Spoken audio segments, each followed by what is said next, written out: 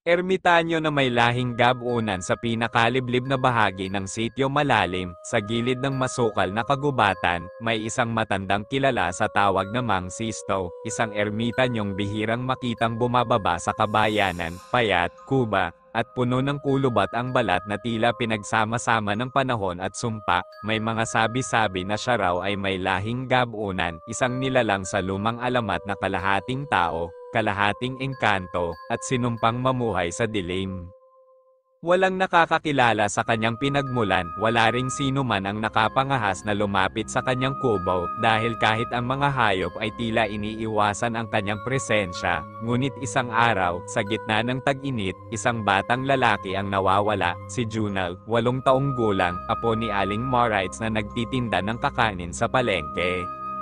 Naghanap ang buong barangay, umabot sa gubat ang kanilang pagsisiyasat, ngunit bigo silang natagpuan ang bata, hanggang sa may isang matandang manghihilot, si Lola Aide, ang lumapit kay Kapitan. Ang batang yun, baka napadpad sa teritoryo ng Gabunan, bulong ni Lola Aide, kung totoo ngang lahi ng Gabunan si Mang Sisto, baka siya lang ang makakatulong. Hindi nag-atubili ang kapitan, pumunta sila sa kubo ni Mang Sisto, 2 tanod, si Kap, at si Lola Aide. Habang lumalapit sila, biglang lumamig ang paligid kahit tanghaling tapat, napansin nilang walang ingay, ni isang ibon ay hindi humuhuni. Bago pa man sila makalapit, bumukas ang pintuan ng kubo, lumabas si Mang Sisto, bitbit ang isang baston na may ukit ng mga sinaunang simbolo. Alam ko kung bakit kayo narito, aniya, malamig ang boses, ngunit ang pagpasok sa gubat ay may kapalit. Anong kapalit, Mang Sisto? Tanong ni Kapitan, hindi maitago ang kaba. Tunay na tapang, at isang pangakong hindi mababali, sagot ng matanda, dahil ang batang hinahanap ninyo, nasa pagitan na ng 2 mundo. Napatingin sila sa isa't isa, walang gustong umatras, kaya pinayagan silang sumama kay Mang Sisto, ngunit may kondisyon, tanging si Lola Aide lamang ang maaaring pumasok sa gubat kasama niya, ang iba ay maghihintay sa may paanan ng bundok. Pumasok sa gubat ang 2, mabigat ang hangin, at tila may matang nagmamasid mula sa mga aninong nagkukubli sa mga puno. Iba ang kilos ni Mang Sisto sa loob ng gubat, mas mabilis, mas matuwid ang katawan, at ang kanyang mga mata ay kumikislap ng mapulang liwanag. Narito tayo, bulong niya matapos ang halos 1 oras na lakad. Sa gitna ng malawak na clearing, may isang bilog na guhit sa lupa, isang sinaunang sigal. Sa loob nito, nakaluhod si Junal, nakapikit, parang natutulog. Sa paligid niya ay mga halaman na hindi kilala, may mga bulaklak na kumikislap, at mga damong kumakampay na parang humihinga. Anong nangyari sa kanya? Tanong ni Lola Aide. Nahuli siya ng mga maltong limot, mga espiritong hinugot mula sa bangungot ng mga sinaunang gabunan. Ang batang ito ay may taglay na liwanag, hinahanap ng mga nilalang na ito ang ganyang kaluluwa. Paano natin siya iligtas? May paraan, ngunit kailangan kong gamitin ang dugo ng aking lahi, at kapalit nito, ay ang aking huling hininga. Nagulat si Lola Aide, bakit mo gagawin ito, Mang Sisto? Dahil ako ang dahilan kung bakit nagising ang mga nilalang na yon, dala ng aking pagiging gabunan ang pagbukas muli ng pinto sa kanilang mundo, panahon na para tapusin ko ang sumpa ng aking dugo. Bigla siyang lumakad patungo sa sigal, itinaas niya ang baston at binigkas ang mga salitang wala sa alinmang wika ng tao. Kumulog, umilo ang mga puno, lumitaw ang hugis ng mga mukha sa hangin, mga mukhang walang mata at walang bibig. Balekin, sigaw ni Mang Sisto, ibalik ninyo sa akin ang kaluluwang hindi inyo. Sa isang iglap, sumiklab ang apoy sa paligid ni Junal, ngunit sa halip na lamunin siya, ito'y naging bilog ng liwanag. Tumalsik si Mang Sisto, duguan, nanginginig, lumapit si Lola Aide, ngunit pinigilan siya nito. Huwag, tapos na ang papel ko, aniya, habol ang hininga, alagaan ninyo ang batang yan, at aipanga ko mong hindi na muling bubuksan ang daan papunta sa gubat na ito. Tumango si Lola Aide, nang ailapit niya si Junal sa kanya, damilat ang bata, pero tila walang maalala, para lamang siyang bagong gising mula sa isang malalim na tulog. Pagbalik nila sa paanan ng bundok, nagluha ang mga tao sa tuwa, ngunit nang tanungin kung nasaan si Mang Sisto, tanging katahimikan lang ang isinagot ni Lola Aide. Ilang araw matapos ang insidenteng iyon, nagliyab ng kusa ang kubo ni Mang Sisto. Walang naiwan kundi ang baston niyang may ukit, at mula noon, ipinagbawal ng barangay ang paglapit sa gubat ng malalim. Ngunit tuwing sasapit ang kabilugan ng buwan, may mga batang nagsasabing naririnig nila ang tinig ng isang matanda sa hangin. Bumubulong, bantayan mo ang iyong liwanag, sapagkat may mga nilalang sa dilim na naghihintay sa pagkakataong ito'y maaga muli. Makalipas ang 2 taon mula nang iligtas si Junal sa gubat ng malalim, tahimik na muli ang buong sityo, subalit sa katahimikan ay may unti-unting gumigising, mga aninong unti-unting bumabalik sa lupang minsang isinumpa. Si Junal, na ngayoy 10 taong gulang na, ay hindi na ordinaryong bata, madalas siyang mapagmasdan ni Aling Marites na nakatitig sa buwan, parang may hinahanap sa liwanag nito. Minsan, nagsasalita siya habang natutulog, ang mga mata sa dilim, tinatawag nila ako, bulong niya sa gitna ng gabing tahimik. Isang gabi, habang bumabagyo, ay biglang kumulog ng napakalakas, kasunod nito'y yumanig ang lupa. Kinaumagahan, nadiskubre ng ilang mangingisda na may malaking bitak sa likod ng gubat, isang lugar na dati sarado at puno ng matitinik na halaman, ngayoy tila may puwersang nagbukas mula sa loob. Dito na nagsimula ang kakaibang mga pangyayari, mga alagang nawawala. Mga batang nagsasabing may mga mata sa likod ng salamin. At si Junal, na nagising isang umaga na may bakas ng sinaunang simbolo sa kanyang palad, katulad ng nakaukit sa baston ni Mang Sisto.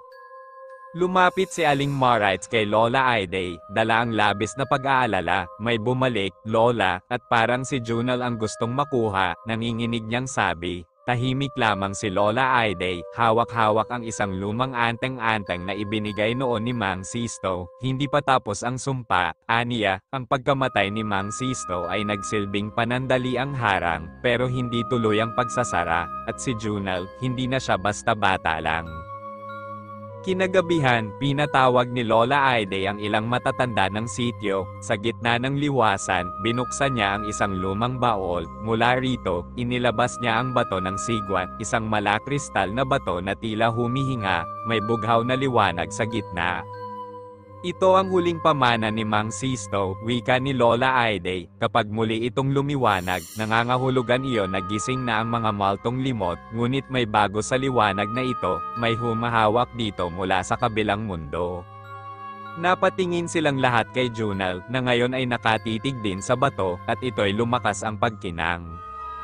Siya ang susi, ani Lola Aide, ngunit kung hindi natin siya mapapangalagaan, baka siya rin ang maging pinto pabalik ng mga nilalang sa dilim. Sa kalagitnaan ng gabi, nagising si Junal, sa kanyang paanan ay isang nilalang, matangkad, payat, may balat na parang abo at mga matang pulang-pula, ngunit hindi ito umatak, bagkus ay yumuko ito at nagsalita, tagapagmana ng gabunan, kailangan mo kaming iligtas. Habang nakatitig si Junal sa nilalang sa paanan ng kanyang kama, ramdam niya ang tila koneksyong hindi maipaliwanag, hindi siya natakot, parang matagal na niyang kilala ang nilalang, kahit ngayon lang niya ito nakita. Ano ka? Tanong ni Junal, hindi iniinda ang malamig na ihip ng hangin na biglang dumaan sa kanyang silid. Isa ako sa mga naiwang tagapagbantay ng daang limot, sagot ng nilalang. Matagal kaming nanatiling nakakulong sa pagitan ng mga anino at alaala, pero ngayon, may puwersang pilit bumubura ng hangganan. Kailangan kang magising, tagapagmana.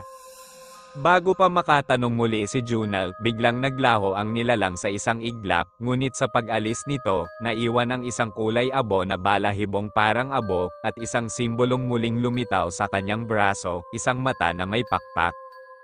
Kinabukasan, sumama si Junal kay Aling Marites at Lola Aide sa dating kubo ni Mang Sisto. Doon, sa ilalim ng lumang papag, may natagpuan silang bagong ukit na hindi pa roon noon. Ang gabunan ay hindi lamang tagapagbantay, kundi tagapagsara ng lagusan.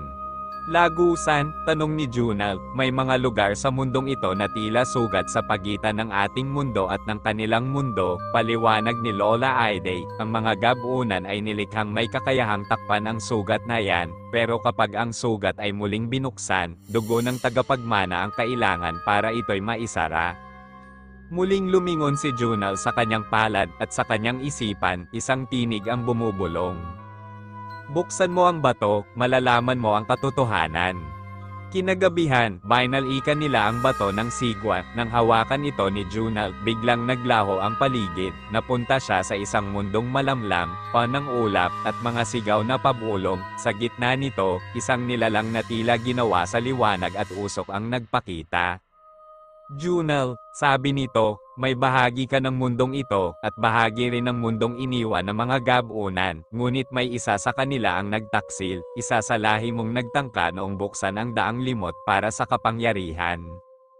Ngayon, ang kanyang espiritu ay muling naghahanap ng katawan, at ikaw ang perpektong huling sisidlan.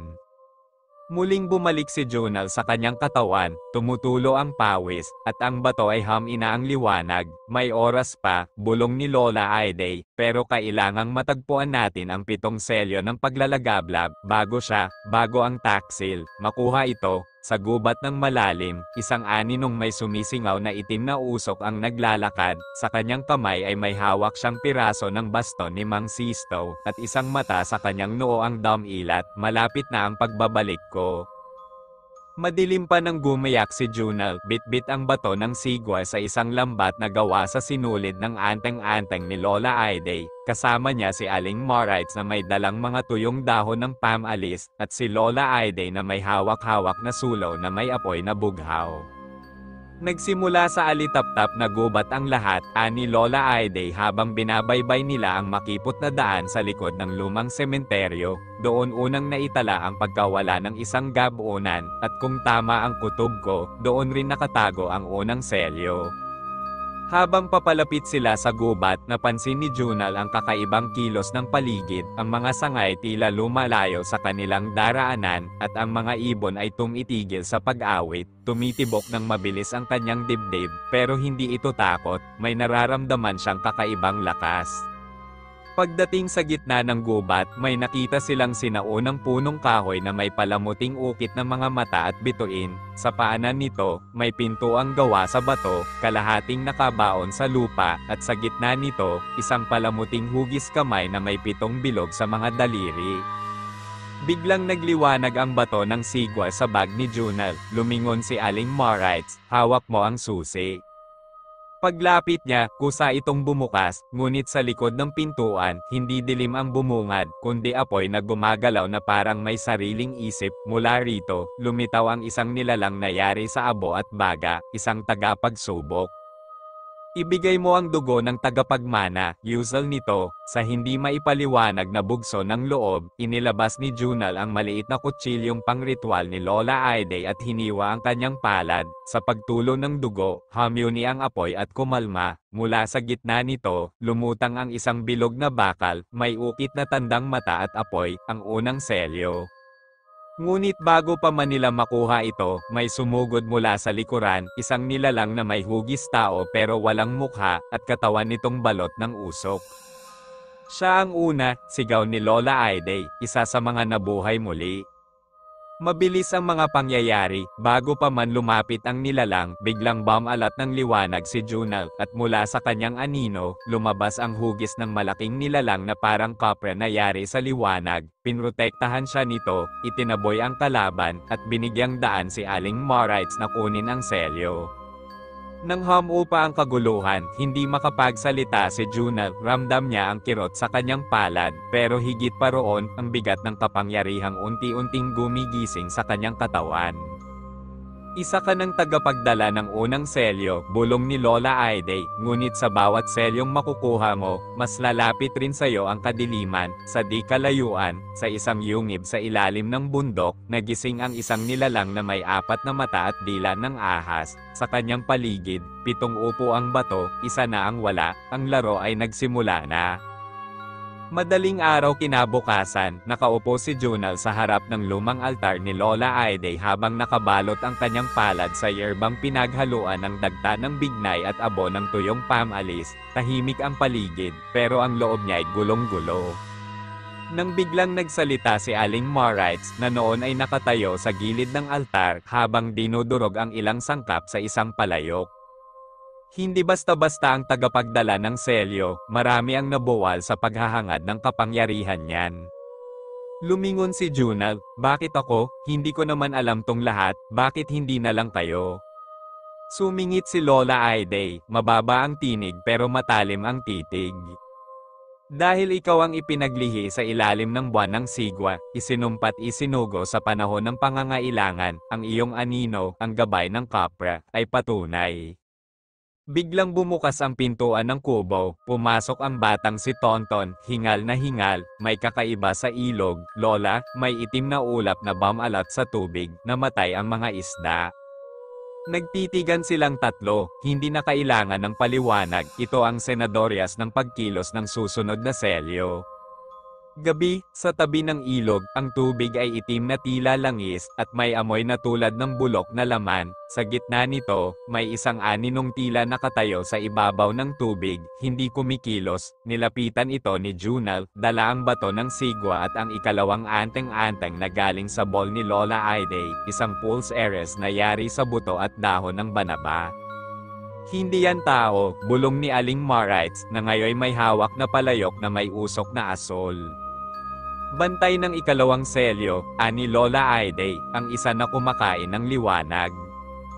Biglang gumalaw ang nilalang, mabilis, wala pa sa isang kisap matay nasa harapan na ito ni Junal, ang mukha nitong kawangis ng bangkay, ngunit may mata na umiikot sa loob ng bungo, hinampes nito si Junal, ngunit bago pa siya tamaan, muling lumitaw ang gabay, ang kapreng yari sa liwanag, at hinarang ang atake.